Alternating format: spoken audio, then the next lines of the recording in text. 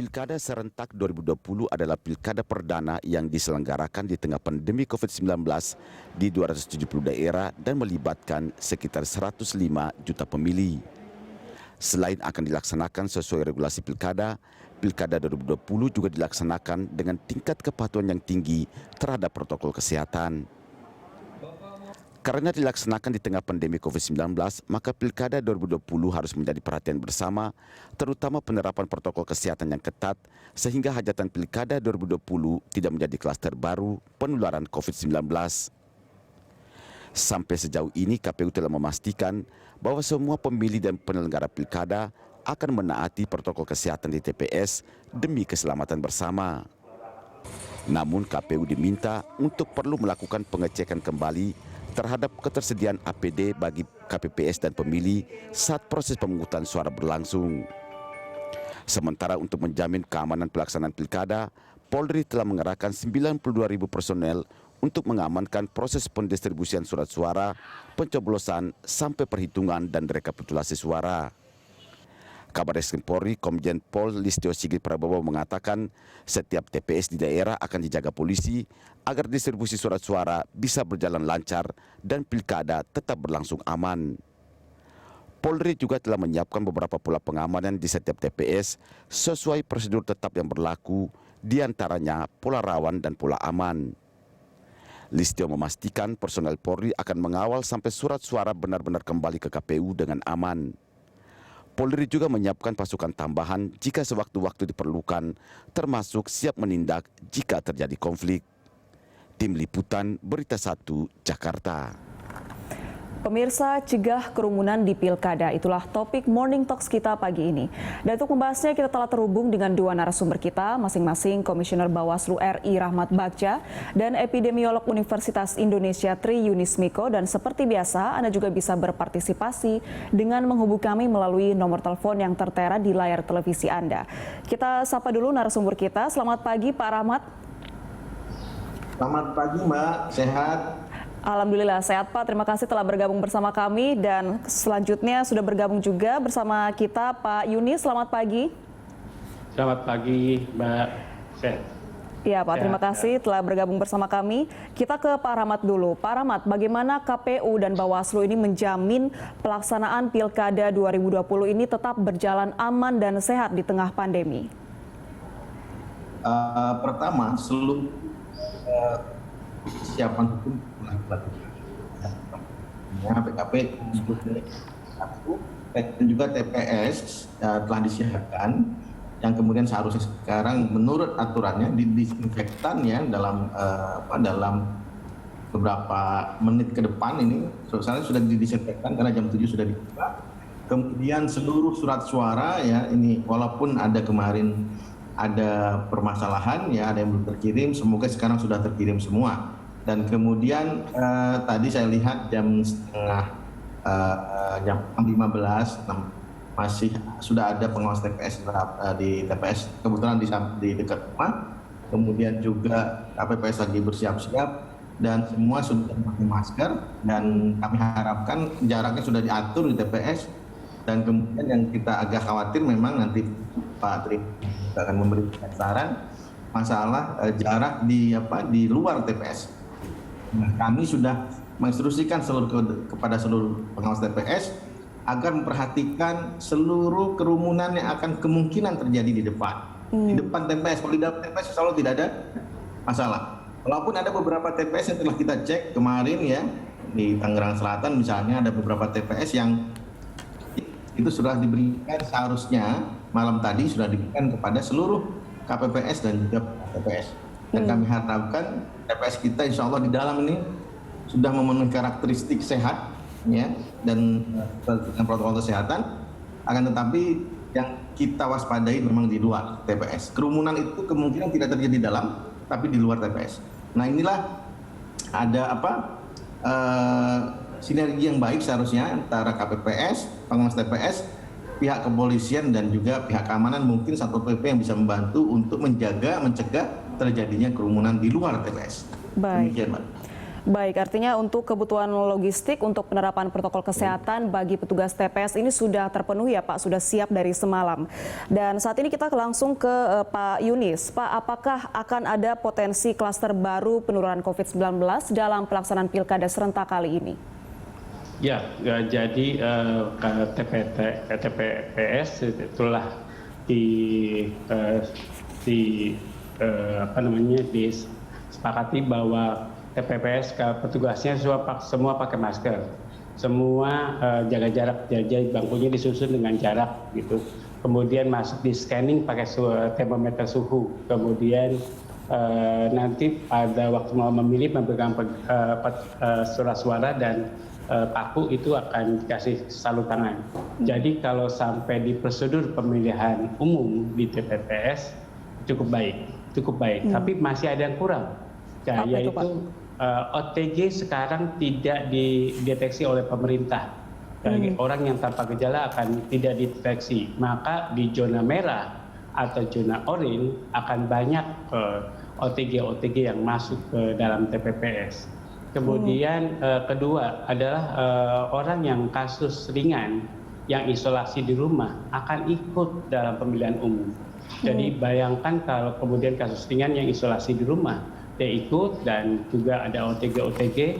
Bayangkan bahwa TPPS itu akan ada di dalamnya adalah OTG.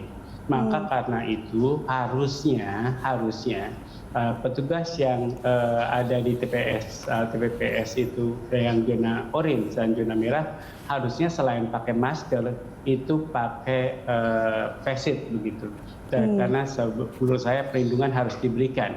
Dan saya juga sarankan kepada pemilih di daerah orange atau merah pakai masker saja. Jadi pakai masker dan pakai face shield begitu untuk di zona orange dan zona merah.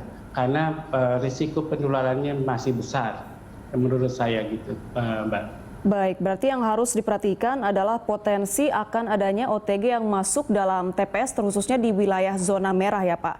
Nah, berbicara mengenai zona merah ini, Pak Rahmat, kemarin Bawaslu sudah merilis kerawanan indeks Pilkada 2020, yaitu daerah-daerah yang memasuki zona merah dalam pandemi COVID-19. Ini daerah mana saja yang termasuk dalam zona merah di Pilkada kali ini, Pak?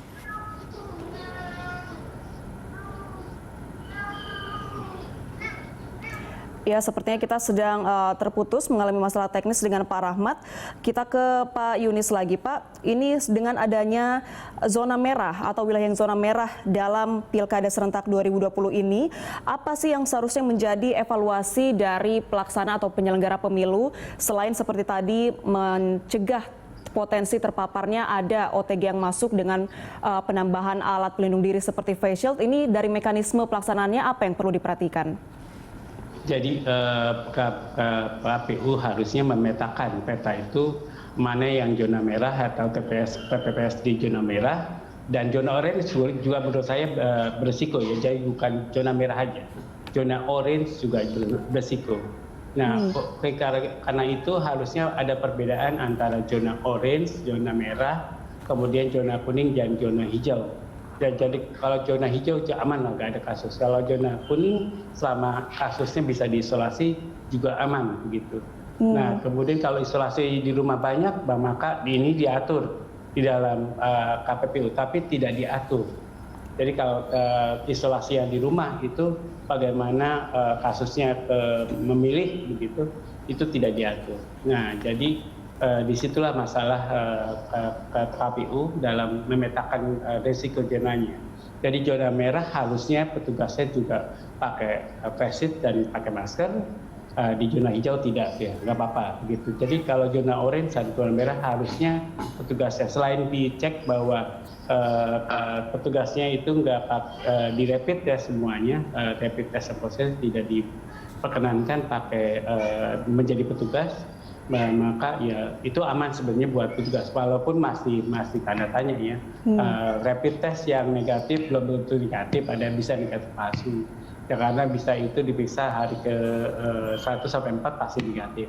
Kemudian nah ini jadi tantangan buat KPU untuk menentukan risikonya. Baik, artinya ini memang harus dibedakan ya Pak, dibuat pemetaan tersendiri untuk daerah yang masuk dalam kategori zona merah ataupun zona orange. Ya, Pak Rahmat sudah bergabung lagi bersama kami. Pak, ini kemarin Bawaslu merilis indeks kerawanan Pilkada 2020, yaitu daerah yang masuk dalam zona merah dalam pelaksanaan Pilkada kali ini. Ini daerah mana saja yang termasuk dalam zona merah ataupun zona oranye dalam Pilkada serentak 2020?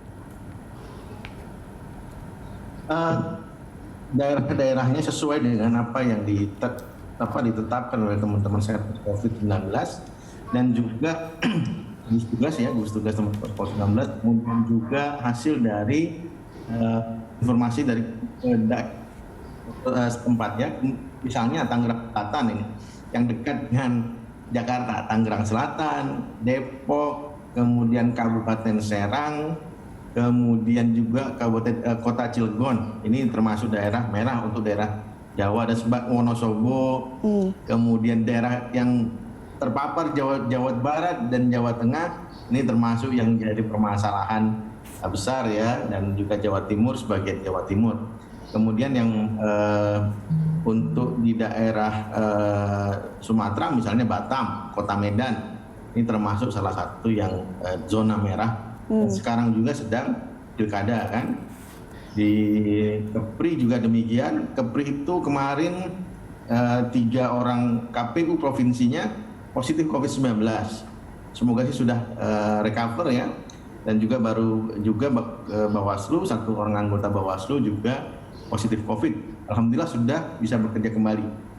Sudah recover, sudah hasilnya negatif dalam 2 kali pemeriksaan tes swab. Sudah negatif sehingga kemudian bisa bekerja. Nah, yang ini kami khawatirkan memang di daerah-daerah yang tadi Pak Triunis menyampaikan bahwa daerah-daerah yang merah treatmentnya harus lebih berhati-hati untuk teman-teman penyelenggara pemilu. Nah, tapi ada satu permasalahan, Mbak. Yang dirapid itu penyelenggara pemilu, baik KPPS maupun pengawas TPS. Hanya saksi yang sekarang tidak jelas dirapid apa tidak. Kami sudah menghimbau agar teman-teman pasangan calon melakukan tes rapid kepada seluruh saksi yang akan masuk dalam TPS. Nah, ini jadi persoalan kemarin karena tidak ada kewajiban ya untuk itu. Inilah yang jadi persoalan kemarin tadi 2 hari lalu dibahas di Komisi 2 tentang masalah saksi. Akan tetapi kalau kita wajibkan kemudian mereka tidak menyampaikan surat keterangan tersebut, nah kalau tidak bisa masuk TPS akan jadi masalah lagi bagi nanti kelangsungan langsung umum bebas rahasia ini jujur dan adil karena tidak disaksikan oleh saksi pasangan calon. Ini juga jadi permasalahan yang ini jadi kerawanan tersendiri. Apa kendalanya Pak? Hal tersebut. Pertama, kalau untuk mewajibkan harus ada aturan hukumnya. Kemudian ini terlewat ya untuk itu, kemudian juga siapa yang menanggungnya harus kan pasangan calon, bukan dari anggaran negara kalau seperti itu. Kalau dari anggaran negara akan jadi persoalan tersendiri karena anggaran negara sudah cukup besar dalam penyelenggaraan pilkada kali ini. Demikian, Mbak. Baik, artinya ini banyak saksi yang tidak menjalani rapid test ini karena tidak ada aturan hukumnya, Pak. Sementara penyelenggara negara, yaitu penyelenggara pemilu ini yang diwajibkan untuk mengikuti rapid test. Kita akan lanjutkan dialog kita usai jeda, tetaplah bersama kami.